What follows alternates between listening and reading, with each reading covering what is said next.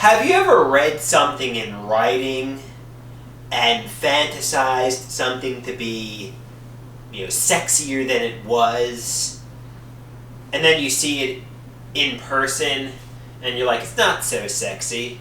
In fact, it's,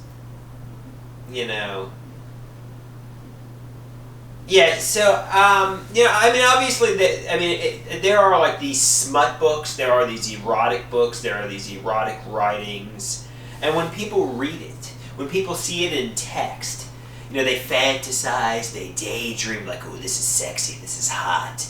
But if you see it firsthand, if you see it on video, if you hear somebody reading the texts, if you see it, like, developed into a live-action movie, it's not as hot or sexy as the reading. I think sometimes it's best to leave things to the imagination. It's best to leave things to your fantasy. Because the fantasy makes it sexier, the fantasy makes it hotter. But when you see,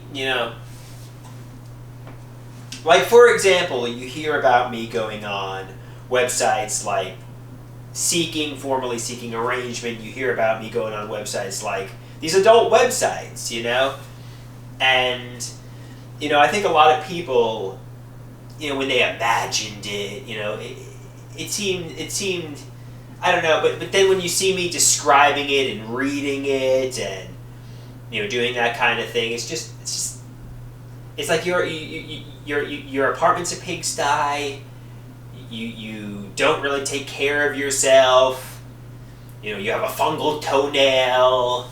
It's not really hot.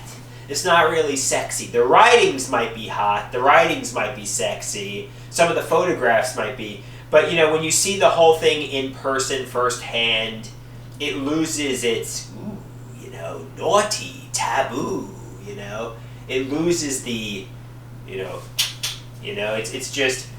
it's more like, oh, this is it. You got some guy who probably has neurological damage, who's probably a vegetable mind, who is basically unloved and he needs love, and